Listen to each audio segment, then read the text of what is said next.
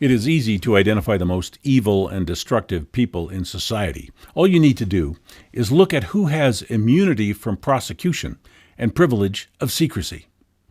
Government tells us that they use secrecy for security, but they tell us if we want privacy, we must be criminals who have something to hide. When government operates in secret, is it possible that they are doing that to cover their crimes? Secrecy's a neutral thing. It can be used to protect national security, and it can be used to cover the crimes of government. There is plenty of evidence that government uses secrecy for both reasons. That's because when government agencies can operate in secret, they can do anything they want, good or bad. Our security agencies, the agencies that enjoy the most secrecy, literally normalized torture. Not just one incident, but ongoing programs of torture. They normalized illegal mass surveillance. They normalized selling weapons to our enemies. They normalized human experimentation. They normalized the PSYOP, that system of making up something false and getting all the media to repeat it in order to get people to support something that the government wants to do, like invade Iraq, Afghanistan, Libya, Syria, Yemen, Ukraine. There are many more. How do these agencies get away with criminal wrongdoing on mass scales year after year? Secrecy. The worst things a society can do, the secret agencies do first and do most, and then the rest of government follows suit because government does whatever it wants, and the media applauds whatever they do. We now know about a lot of the unlawful things our secret agencies have done. Imagine what they're doing that we haven't found out about. But it's not just security agencies. All of government is secret, isn't it? What about our local bureaucracy, your tax collector's office, housing development, planning departments, health services? They're literally square miles of government office space where people are doing things and hundreds of billions of dollars pass through their hands. No one gets to visit those offices. No journalists, no tourists, not even relatives of the employees. I worked for a city government years ago, a city recreation department. They didn't keep good inventory on the candy in the snack bar at the public pool, so employees stole candy. Otherwise good and responsible people stealing candy. One of my coworkers arranged with the department to put his personal car repair on an agency expense account. My department director told me, "This is a government agency. We have no requirement to provide any service. Nobody can do anything to us if we do not perform. The only thing we do have to do here is make sure our budget gets spent so that we can get more next year." My department director had another interesting expression. He used to say, "Any problem that is ignored long enough will go away." That is the way government supervisors think. Your tax dollars at work. But my department director's own admission was that our agency was a non-performing, money-wasting exercise where obligation to the community was secondary to disposing of the budget. If that recreation department took their entire budget and burned it in a trash can, they would, in their eyes, be doing their job.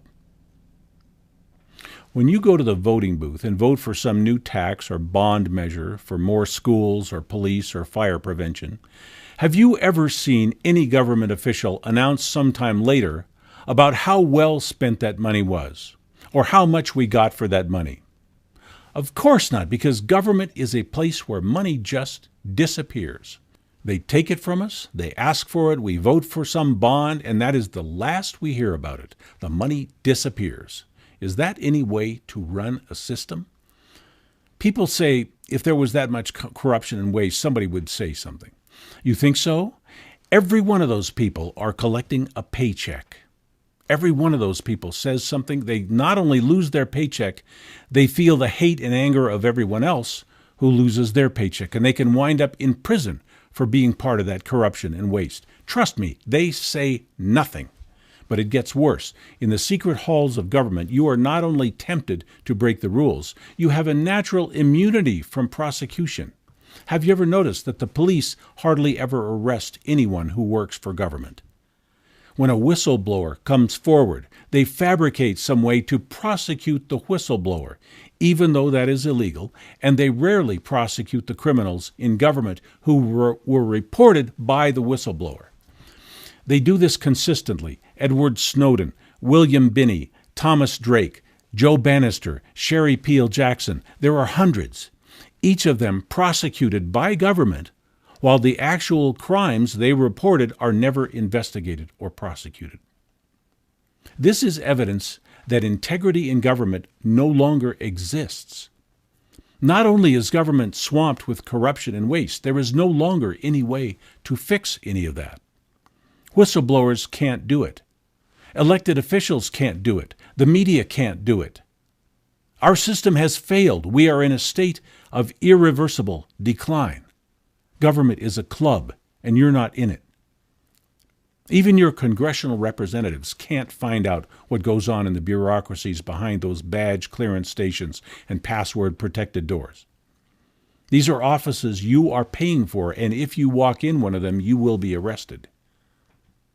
Have you noticed that government tracks you by your cell phone, your emails, your credit card activity? They even scan your license plate at the supermarket. That is how they treat your privacy. And we are not able to find out the first thing about our public servants, their performance, their efficiency, their productivity, nothing. Why is their privacy more important than ours? So are we naive enough to think that millions of public employees can operate in secret, have de facto immunity from prosecution, are handling billions of dollars, and none of them are doing anything wrong? It's ridiculous to believe that. I think most people have an instinct that secrecy in government is not good, but the nature of government makes us say, well, there's nothing I can do about it.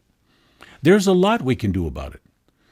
We can have a transparent and accountable government, or a secret, unaccountable government. It's just a matter of how many of us get together to demand access and accountability. But we have to do something. Government won't do this for us unless we make some noise. The smallest gesture to demand transparency would be a tidal wave if everyone would take some small action like that. Government likes to make us feel like they are in charge. They work for us. We are in charge. Unless we go to sleep, and most of us are asleep when it comes to demanding transparency, accountability, and integrity from government. But they seem to have convinced most of us that there's no need to tell us what they're doing. So they can just do anything. They can do any crime, any evil, any destructive act. That is what secrecy means. Crime is very profitable. Drugs, murder, embezzlement, bribes, human trafficking, sexual exploitation of children, you name it. We tend to forget that any of these things can be done if any person or organization is allowed to operate in secret. So if they can get away with crimes like that, is there any question that waste, inefficiency, petty theft, and corruption would be commonplace? They work for us, so we are ultimately responsible to commit oversight. But they love to characterize us as their lowly subjects, as if we are all serving some king or dictator. We are told that because we vote, we agree to support all those secret agencies. We are told that because we use credit cards and cell phones, we agree to be tracked and monitored by criminals committing mass surveillance. We are told that because we participate in commerce, we agree to be taxed and exploited to the point where we have literally no hope of ever getting out of debt. The arrogance and stupidity, but that is what we are told over and over, and so many of us now believe that. I guess it's not hard to deceive people about what government is doing and what it's for. Many Russians thought Joseph Stalin was terrific while he was murdering 30 million innocent Russians. We can't go by what they tell us. We have to look for ourselves. People who are evil want secrecy, and people who can operate in secrecy can commit evil. If you want to find and stop evil, you start where there is secrecy and privilege. Imagine how little of us knows about what really goes on in Congress, the White House, the Pentagon, the county and city halls. What we know about the world that controls us is a fly speck on a bus that is hurtling down a mountain road with no brakes. We are riders on a ship to disaster because we know nothing about who our captains are, where the compass is pointed, what poisons and crimes surround us, what storms are coming over the horizon. Our most powerful institution, the one that affects us the most, our government, tells us that for their protection, we may not know anything about what they're doing. With so much secrecy, we are made to be completely unprepared to command our lives in any meaningful way. We are blind, and we are told that is how we should be to be good citizens. But this is the perfect time for all of us to wake up. Our economy is in a state of collapse. Our politics are hopelessly corrupt. Our institutions are freewheeling and rogue. We as citizens have absolutely no agency or power on the institutional scale because we let them divide us, intimidate us, keep us ignorant. Now is the time to find our way out, to reinvent ourselves, to question everything, to rebuild, rethink, and renew society, where we stop thinking about what we need to obey and start thinking about what we can build for ourselves, where we have some control over our lives, our property, our future. People like Bill Gates think they are entitled to control the world, while most of us don't even think we're entitled to control our own lives. As long as we think small, we will be small. The flaw in the human creature is that he believes some other human creature should make decisions for his life. It makes no sense that we could create a government, hire the people to work in that government, and then let that government tell us what to do. It is our job to tell them what to do. Let's start doing it.